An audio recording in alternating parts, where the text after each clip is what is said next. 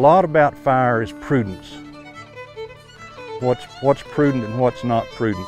And it seems to me to be very imprudent to do a burn without personnel, the equipment. You could get by with doing a prescribed burn by yourself, but you'd be taking a very, very long chance. Bringing fire back to the Great Plains can be a daunting task, but no landowner should go it alone. I work very closely with my neighbors. That's what it's all about. You got to neighbor up, you got to partner up, you got to trade help, you got to do whatever you got to do. You got to get along with your neighbors. If you try to burn without your neighbors, boy, it is tough. Landowners should always talk with their neighbors when planning a burn. Getting them to become involved allows for larger and safer fires. You can't burn on property boundaries or along fence lines, so they have to pick the topographical features that will allow them to burn, and more often than not, that crosses several neighbors to get a burn of any size. 2 years ago, we burnt like 22,000 acres in one burn up there. There's like 6 of us burning, and it's just one big old giant block. Easy to do. That just saves us from having to burn a bunch of small little burns that, I think are actually harder to do than a larger scale burn. Because all you got to do is keep the fire going. Everybody wanted to burn. We had perimeters that could hold the fire, and it was sometimes easier to do than some of these smaller fires that we do. The larger area gives landowners more time to respond if the winds shift or weather conditions change during the fire. First started out, we were doing some small 100-acre, 200-acre burns.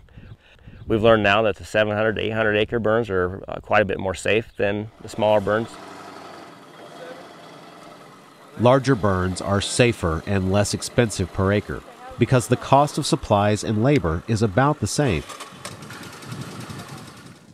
And if neighbor helps neighbor, not only is the labor free, but the flexibility allows landowners to burn only when the conditions are right. If I hire 2 or 3 guys to come in here and help me burn, and I set it all up, we're going to burn Tuesday at 1 o'clock. We would have to try and hire in some big contractor or whatever, and there's just no way to, guarantee them a day that they can, because our weather is so changing every day. I mean, one day it might be perfect and and then we may not get a burn again for a month.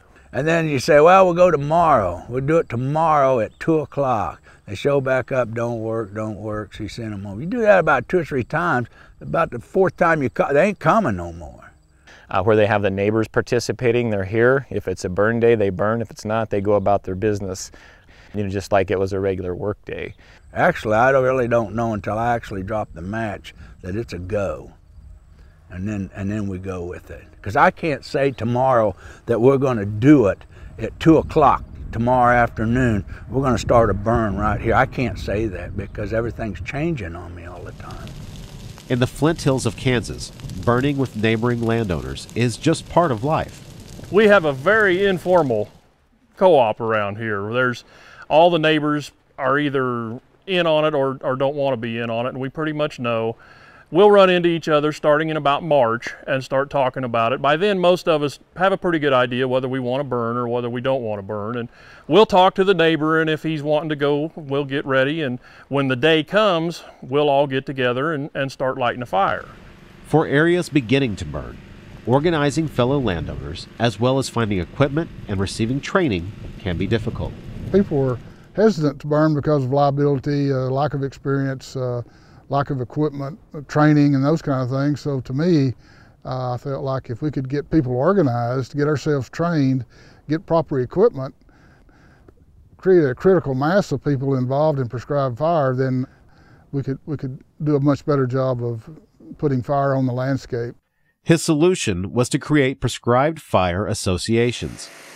These local organizations allow neighbors to share their efforts, money, equipment, and expertise. Through the association, we can pool enough money to get the sprayers, the radios, and other equipment that we need to do a burn. $25 a year gets them access to the equipment, drip torches, radios, some fire bosses that have some expertise. The size and structure of these associations vary, depending on the needs in that area. But all allow newer members to receive hands-on training and see how fires are managed before they burn on their land. It's given us all experience. Over the years, we've made our share of mistakes, but as we continue to burn, we learn a little more what to do, what not to do.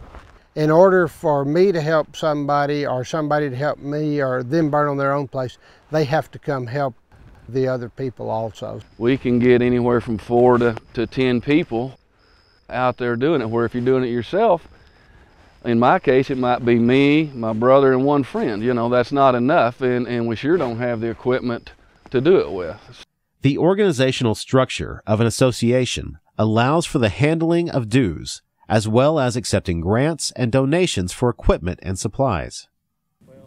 But neighbor helping neighbor is the real benefit. At the end of the burn, their responsibility is have us a picnic lunch, you know, be it sandwiches, be it Kentucky Fried Chicken, whatever, and give you a chance to visit with your neighbors and get to know them, and you've helped them out. Then we go on our way, and it's their responsibility to sit there the rest of the night and babysit the fire.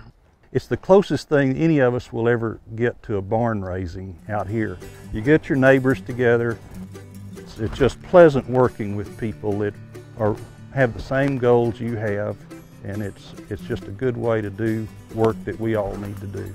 We've gained a better understanding of fire and fire behavior by doing this. It's also helped us to be able to learn how to manage a wildfire in the event that we do have a wildfire. Prescribed fire associations help create thriving grasslands and thriving human communities.